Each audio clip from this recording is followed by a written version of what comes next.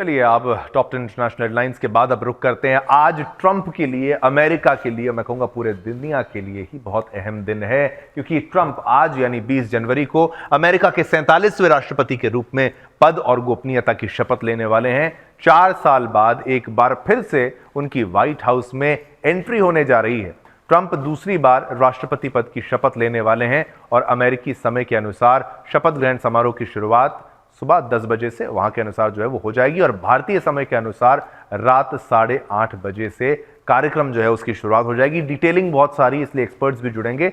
Donald Trump दोपहर 12 बजे 47वें राष्ट्रपति के तौर पर वहां शपथ लेंगे, जो कि भारतीय समय अनुसार रात 10:30 बजे होगा। तो रात का 10:30 बजे का समय बहुत अहम रहेगा और हमारे चैनल पर भी आप लाइव इसकी पूरी स्ट्रीमिंग देख पाएंगे, लाइव प्रक्रिया को पूरा समझ पाएंगे, देख पाएंगे। और अमेरिका के chief justice John Roberts Trump को उनके दूसरे कार्यकाल के लिए पद की शपथ दिलाएंगे। शपथ ग्रहण को भव्य बनाने के लिए जोरदार तैयारियां की जा रही हैं। चीनी राष्ट्रपति शी जिनपिंग और अर्जेंटीना के राष्ट्रपति जेवियर माइली और इटली की प्रधानमंत्री मेलानी समेत कई देशों के नेताओं को नवनिर्वाचित राष्ट्रपति डोनाल्ड ट्रंप ने शपथ ग्रहण समारोह में आमंत्रित किया है। किया भी था। शी अपने प्रतिनिधि के रूप यानी शी जिनपिंग अपने प्रतिनिधि के रूप में अपने उपराष्ट्रपति को भेज रहे हैं। वहीं भारत की ओर से विदेश मंत्री एस जयशंकर इस कार्यक्रम में उपस्थित होंगे। शपथ ग्रहण के बाद ट्रंप बतौर राष्ट्रपति अपना भाषण भी देंगे। इसमें वो लोगों को बताएंगे कि अगले 4 साल उनकी क्या क्या प्राथमिकताएं होंगी। वहीं आपको ये भी बता दें कि राष्ट्रपति पद की शपथ लेने से पहले ही ट्रंप ने बड़ी घोषणा करनी शुरू कर दी है। राष्ट्रपति के तौर पर अपने दूसरे कार्यकाल में पर लौटने से पहले ट्रंप ने तीसरा विश्व युद्ध रोकने की कसम खाई है, यानी युद्ध को रुकवाने की बात वो कह रहे हैं। दरअसल ट्रंप ने शपथ से एक दिन पहले वॉशिंगटन डीसी के कैपिटल वन एरेना में विजय रैली को संबोधित किया। ये rally make America great again की थीम पर रखी गई है।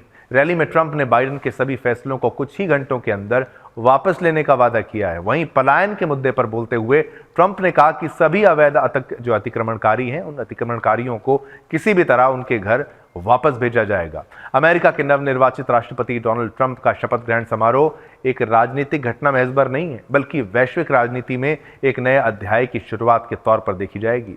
ट्रंप की वापसी से यह साफ हो जाएगा कि अमेरिका में राष्ट्रवाद की ताकत एक बार फिर से मजबूत हो रही है और उनका नेतृत्व आने वाली कई चुनौतियों का सामना करने के लिए तैयार बैठा है। और क्या कुछ बदलाव है वहां पर, क्या कुछ नया है, इन सभी बातों पर चर्चा करने के लिए हमारे साथ एक्सपर्ट्स का पैनल है, कुछ ही पलों में आएगा। लेकिन सबसे पहले आपको डोनाल्ड ट्रंप की वो बाइट सुनाते हैं कि भाई उन्होंने क्या कुछ कहा है। भाई अब जीत तो गए हैं, राष्ट्रपति बनने वाले हैं, एक शपथ जो है महज औपचारिकता ही है, लेकिन क्या कुछ उनके बारे में उनके द्वारा कहा गया वो सुनिए।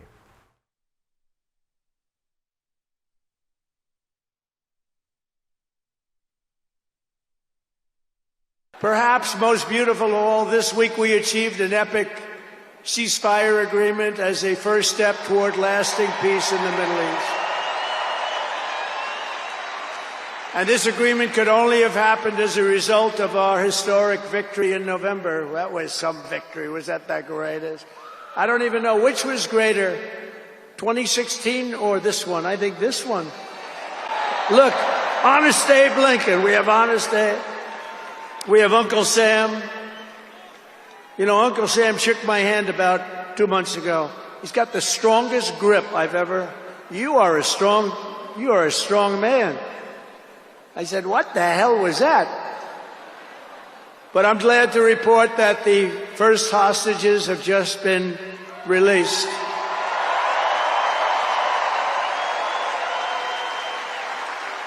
And who knows what's going to happen? I know that Biden is saying that they made the deal. Well, you know, I mean, that deal should have done. First of all, it would have never happened if I were president. Would have never happened. There was not even a thought. चलिए, आपने Donald Trump को सुना। अब चलते हैं अपने मेहमानों के पास यानी एक्सपर्ट्स के पास। और हमारी संवाददाता वंदना झिंगन जो हमारे साथ अमेरिका में वो रहती हैं, उन्होंने बहुत लंबे समय से इन सभी चीज़ों को कवर किया है। सुधीर सिंह जी भी हमारे साथ जुड़ेंगे, आकाश जिंदल जी भी हमारे साथ जुड़ेंगे कुछ ही पलों में, क्योंकि इनसे कई सारे सवाल जो हैं वो हमें पूछने हैं कि भाई इनका कार्यकाल जो है वो कैसा रहेगा, क्या कुछ नया है, क्या कुछ खास है। और चलिए, स्वागत है आप सभी का। वंदना जी, बहुत बहुत धन्यवाद आप यहाँ पर आई। टेलीविजन स्क्रीन पर आपके सामने वंदना झिंगन जी हैं हमारे साथ, जो अमेरिका से लाइव हमारे साथ कई बार जुड़ चुकी हैं। साथ ही साथ सुधीर सिंह जी हैं हमारे विदेश मामलों के जानकार, आपका भी धन्यवाद, आपने समय निकाला। और साथ ही साथ अर्थशास्त्री आकाश जिंदल जी भी हमारे साथ हैं, क्योंकि इसमें इकोनॉमिक्स को समझना बहुत जरूरी है, क्योंकि डोनाल्ड ट्रंप लोगों को डरा बहुत रहे हैं। खासतौर पर ये अंदेशा लग रहा है कि भाई कनाडा थोड़ा डर रहा है, चीन थोड़ा डर रहा है कि भाई आगे क्या होगा। तो वो जो डर है कितना सत्य है कितना गलत है, वो हर बात का डिटेलिंग हम लेंगे। लेकिन सबसे पहले वंदना, आपसे मैं पूछना चाहूंगा आज के पूरे शेड्यूल के बारे में थोड़ा सा समझाते हुए, और पूरे अमेरिका के लिए कितना बड़ा है और कितनी मतलब परेशानियों के बाद, क्योंकि भाई ईयर बैंडेज का जो ट्रेंड चला था वो इसलिए चला था कि उनके कान पे गोली लगी थी, और कैसे उन पर जानलेवा हमले हुए, उन तमाम परेशानियों को झेलते हुए Donald Trump is finally becoming the president of United states of America. कैसा मूड है, कैसा माहौल है? आपका समय पूरा आपके लिए, वंदना। नमस्कार मेरे अपने दर्शकों को, और मैं आज आपको एक बात बताना चाहती हूँ। मैं अभी भारत भूमि में ही हूँ। मुझे होना वहां चाहिए था वाशिंगटन डीसी में, बट लेकिन एक ministry of external affairs and हमारे माननीय प्रधानमंत्री जी ने एक स्पेशल ट्रेन चलाई प्रवासियों के लिए, जिसमें हम 27 देश से 150 प्रवासी हैं। और अभी हमने गोवा छोड़ा है, और अब हम एकता नगर जो स्टेशन है जहाँ सरदार पटेल का स्टैचू है, क्या सिग्निफिकेंस कोइंसिडेंस है, हम लोग वहां जा रहे हैं। और हमारी ट्रेन जो है ये स्पेशल ट्रेन है, और मैं यूनाइटेड स्टेट्स को इसमें रिप्रेजेंट कर रही हूँ। सो जो मेरे लिए मैंने आज अभी सुबह एक पोस्ट किया, मैंने कहा 20 जनवरी 2025 का इंतजार पूरा विश्व कर रहा था, जिससे भी बात करो दे वर बीन वेटिंग फॉर इट। तो अब तो कुछ क्षण मतलब और मिनटों और घंटों की बात रह गई है, ये बहुत जरूरी था। आप ये देखिए कि पिछली जो एडमिनिस्ट्रेशन है, जाते जाते भी उन लोगों ने इतनी खुराफात करना बंद नहीं किया है। और आज तक कभी भी अमेरिका के इतिहास में ऐसा नहीं हो कि जिस तरह से उन्होंने क्रिमिनल्स तक को, ड्रेडेड क्रिमिनल्स तक को पार्डन किया है और उनको रिलीज किया है, ये हमारे लिए खतरे की घंटी है। और आपने देखा जो न्यूयॉर्क में सबवे में ट्रेन में एक्सीडेंट, मतलब किसी औरत को जिंदा जला दिया गया, उस औरत को हमारे जो प्रेसिडेंट ट्रंप है उन्होंने उसको डिपोर्ट कर दिया था, और वो दोबारा इलीगली आया। सो क्योंकि बॉर्डर खुले हुए हैं, तो हमारे लिए बहुत बड़ी चिंता का विषय, क्योंकि जो 4 साल हमने भोगे हैं ये हमारे अभी 4 साल नहीं है, इसका अभी हमें और आगे तक, बिकॉज वो कहते हैं रिपल इफेक्ट, काफी लेट इफेक्ट भी देखने को मिलेगा। Inflation is very very high, security, national security की जहां तक बात हो, वो तो लगता ही नहीं है कि इस वक्त हम लोग यूनाइटेड स्टेट्स ऑफ अमेरिका में रह रहे हैं। मतलब आए दिन आप देखते हैं कि कुछ ना कुछ होता जा रहा है। सो कमिंग बैक टू जो आपने एक और सवाल पूछा, इकोनॉमिक की बात है, क्यों नहीं। अब देखिए चाइना अपने प्रोडक्ट बनाता है, वो वहां मैक्सिको लेकर के आता है, लेबल चेंज होता है और वहां से वो अमेरिका में आ जाता है। तो जो मैक्सिको को बेनिफिट दिया गया था as a neighbouring country NEFTA के थ्रू, जो उनका ट्रेड था, तो वो तो हमारे साथ में धोखा हो रहा है ना, क्योंकि प्रोडक्ट तो चाइना का ही यहाँ पे आ रहा है। इसीलिए एंड सेम इज कनाडा। आपने देखा जो ट्रूडो के साथ इसकी meeting, he came to meet him, and इन्होंने, अब तो ट्रूडो रिजाइन कर चुके हैं, हम सब लोग जानते हैं इस बात को। तो if he is tough on, because his main mission was what he promised, make America great again, make America safe again, and he is working towards that actually, and he is already started अभी। क्योंकि देखिए एक भारत का चुनाव होने का प्रावधान और अमेरिका के चुनाव होने का प्रावधान अलग होता है। नवंबर 6 को हमारे को रिजल्ट आ गए, सब कुछ हो गया, उसके बाद में भी जो अब मतलब भूतपूर्व प्रधानमंत्री राष्ट्रपति बन जाएंगे, उनके पास में इतना समय था कि वो उस समय में भी खुराफात करते रह गए। जो हम लोग इस चीज को हम लोग रोज देख रहे हैं, क्या हो क्या रहा है। अब आप देखिए इसने जो रिक्रूटमेंट्स करे हैं, जो अपॉइंटमेंट्स करे हैं, वो अपॉइंटमेंट्स हम लोगों के लिए कितना मायने रखते हैं। इन्होंने तुलसी जी को लिया, इन्होंने काश पटेल को लिया, इन्होंने विवेक रामास्वामी, एक चीज जो है हमको इंडिकेट कर रही है। And first time also he said that I love Hindus because, and radicals के ये खिलाफ है, and he speaks openly and he will definitely do something about that. बिल्कुल, चलिए अब इसके बारे में और ज्यादा डिटेलिंग में आते हैं। सुधीर जी भी हमारे साथ हैं। सुधीर जी, आपसे अगर मैं ये पूछूं, अब जो ग्लोबल डिप्लोमेसी की बात कही जा रही है, युद्ध की बात, जिस तरीके से हमने कहा कि भाई वो कह रहे हैं कि अब मैं बाकी युद्ध भी रुकवा दूंगा, गाजा का जो सीज फायर है, क्या ये महज इत्तेफाक है? क्या इसमें बाहर की ताकतें इन्वॉल्व हैं कि भाई यूएस का भी रोल है कि भाई उनकी इन्वॉल्वमेंट से ये सब कुछ हो पा रहा है? और रूस यूक्रेन, क्योंकि रूस यूक्रेन में मैं तो हमेशा से ये कहता हूं, पहले भी जब ट्रंप नहीं भी अभी राष्ट्रपति थे तब पहले से मैं कह रहा था कि भाई अगर ये डोनाल्ड ट्रंप होते ना प्रेसिडेंट तो शायद ये रूस यूक्रेन का युद्ध होता ही नहीं। ये मूर्खता थी जो हो गई, नेटो ने ऐसा इस तरीके से मूर्ख बना दिया वहां पर जेलेंस्की को, या फिर कह लीजिए परिस्थितियां ऐसी बन गई। डोनाल्ड ट्रंप होते तो नहीं होते, तो अब वापस आ गए हैं और वो कहेंगे मैं रुकवा दूंगा। क्या वाकई अब फाइनली रुक जाएगा? सुधीर जी। देखिए, गजा का वार तो रुक गया, तो ये सीज फायर चालू भी हो गया। आप देख रहे हैं कि जो बंधक हैं वो छोड़े भी जा रहे हैं और ये टीवी स्क्रीन पर दिख रहा है। तो ये एक अच्छा कदम है। निश्चित तौर पर राष्ट्रपति ट्रंप का जो टीम है उसकी भूमिका है। उन्होंने एक डेडलाइन दिया था कि हमारे इनाग्रेशन के पहले ऐसा होना चाहिए, तो ऐसा हुआ। चूंकि अमेरिका का वहाँ एक बहुत बड़ा किरदार है मध्य पूर्व में, और उस किरदार को ट्रंप ने अपने इनाग्रेशन के पहले ही साबित किया। जहां तक कि यूक्रेन और रूस के वॉर का संबंध है, तो मुझे भी लगता शायद वॉर नहीं होता, लेकिन वो स्थिति अब बदल चुकी है। युद्ध काफी आगे बढ़ चुका है, तो मुझे लगता है कि फिर भी डोनाल्ड ट्रंप में ये शक्ति है कि वो नेगोशिएशन टेबल पे जेलेंस्की और पुतिन को बैठाएं। थोड़ा सा गिव एंड टेक तो करना ही पड़ेगा। ठीक,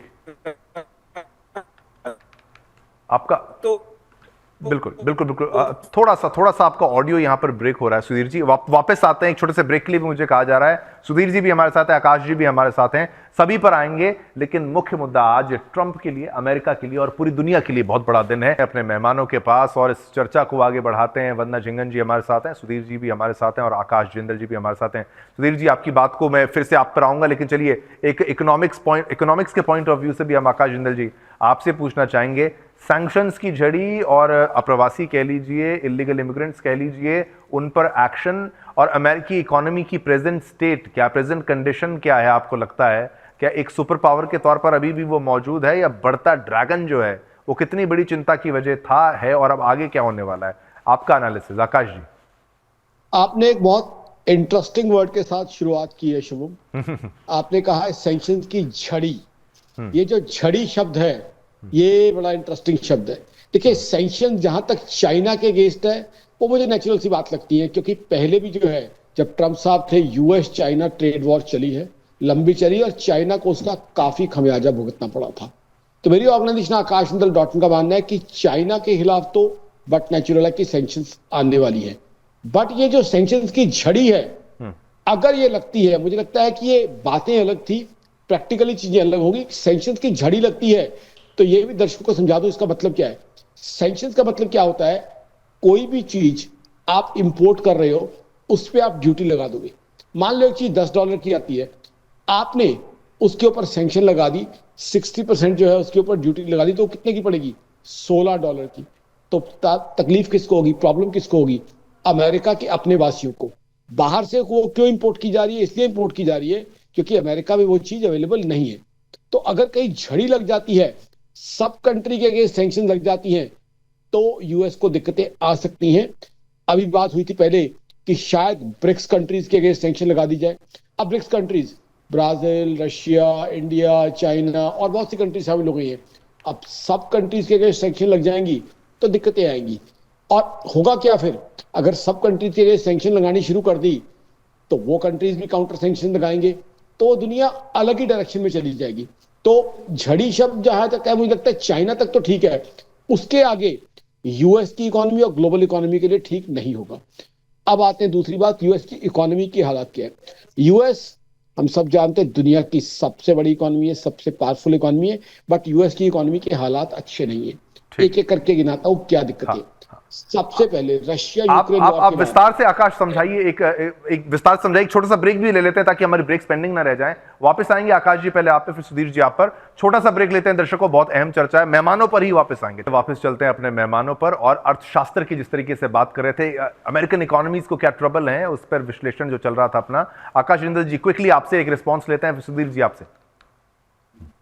तो रशिया यूक्रेन वॉर के स्टार्ट के बाद 2 क्वार्टर्स तक लगातार अमेरिका की जीडीपी ग्रोथ नेगेटिव में गई है। 2 क्वार्टर जब नेगेटिव में जीडीपी ग्रोथ जाती है तो उसे टेक्निकली उसे रिसेशन वर्ड मान लिया जाता है। उसके अलावा अमेरिका में एक डेट सीलिंग है। डेट सीलिंग का मतलब कि अमेरिका एज एन इकोनॉमी कितना कर्जा ले सकता है, उस डेट सीलिंग को सस्पेंड करना पड़ा, यानी कि जितना कर्जा ले सकता है अमेरिका उससे काम नहीं चल रहा था, उससे ज्यादा कर्जा लेना पड़ा। कई सालों से इकोनॉमी डेफिसिट में है, तो इकोनॉमी की हालत तो सही नहीं है। अब ट्रम्प साहब से उम्मीद है कि इकोनॉमी को रिवाइव करेंगे, इकोनॉमी के अंदर नई लाइफ इन्फ्यूज करेंगे, बट सैंक्शंस फिर जो है वो ये रिस्ट्रेंट के साथ इस्तेमाल करें, ऐसा मेरी एक्सपेक्टेशन रहेगी। ठीक है। चलिए, तमाम मुद्दे थे, बात करना था, लेकिन समय का अभाव है। फिर आएंगे, फिर आप चर्चा को आगे बढ़ाएंगे। हमारे साथ धन्यवाद करना चाहूंगा, वंदना झिंगन जी हमारे साथ थी, सुधीर सिंह जी हमारे साथ थे, और आकाश जिंदल जी। आप तीनों का बहुत बहुत धन्यवाद। और शपथ ग्रहण समारोह में लाइव तस्वीरें और यही मेहमान हमारे साथ रात को भी जुड़ेंगे। दर्शकों, बने रहिए, देखते रहिए सुदर्शन न्यूज, और आज्ञा दीजिए मुझे, शिवम दत्त मेहता को, मेरी और मेरी पूरी टीम की तरफ से आप सभी को जय हिंद, जय भारत, जय हिंदुस्तान।